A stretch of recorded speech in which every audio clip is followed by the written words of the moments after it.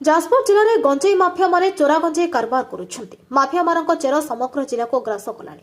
କୌଣସି ଏକ ବିଶ୍ୱ ସୂତ୍ରରୁ ଖବର ପାଇ ଯାଜପୁର ରୋଡ ଥାନା ଅଧିକାରୀ ଆଶିଷ କୁମାର ସାହୁ ଏବଂ ତାଙ୍କ ଟିମ୍ ସଦଳ ଭଳି ଚଢ଼ାଉ କରି ବ୍ୟାସନଗର ବସ୍ଷ୍ଟାଣ୍ଡ ନିକଟରୁ ବ୍ୟାପକ ପରିମାଣ ଗଞ୍ଜେଇ ଜବତ କରିଥିବା ଜଣାପଡ଼ିଛି। ବ୍ୟାସନଗର ତହସିଲଦାରଙ୍କ ଉପସ୍ଥିତିରେ 5 ଜଣ ଯୁବକଙ୍କଠାରୁ ମିଳିଲା 76 କେଜି ଗଞ୍ଜେଇ ସିଜ୍ କରାଯାଇଥିବା ଆଇଆଇସି ସୂଚନା ଦେଇଛନ୍ତି। ଜବତ ଗଞ୍ଜେଇର ଆନୁମାନିକ ମୂଲ୍ୟ 8 ଲକ୍ଷ ଟଙ୍କା ହେବ ବୋଲି ଅନୁମାନ କରାଯାଉଛି। ଏହି ବସ୍ତା ଗୁଡ଼ିକରୁ କ୍ୱିଣ୍ଟାଲରୁ ଉର୍ଦ୍ଧ୍ୱ ଗଞ୍ଜେଇ ଜବତ କରି ଗଞ୍ଜେଇ ବେପାରୀ 5 ଜଣଙ୍କୁ ମାଜିଷ୍ଟ୍ରେଟ ଉପସ୍ଥିତ गिरफ करिछि। आसामी पश्चिमबंगर कोलकाता अंचल सुमन मंडल बयस 25 वर्ष, चंदन सरकार बयस 30 वर्ष, गोपाल देवनाथ बयस 25 वर्ष, स्वप्न सरकार बयस 26 वर्ष, सुजय हलदार बयस 21 वर्ष ट्रेन जोगे गंजेई बस्ता को कोलकाता पठाई था।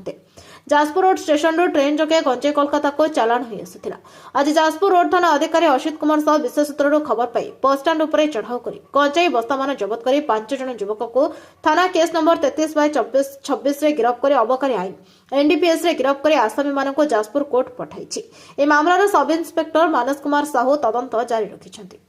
व्यासनगर प्रदीन कुमार बोई रिपोर्ट नायवती टीवी।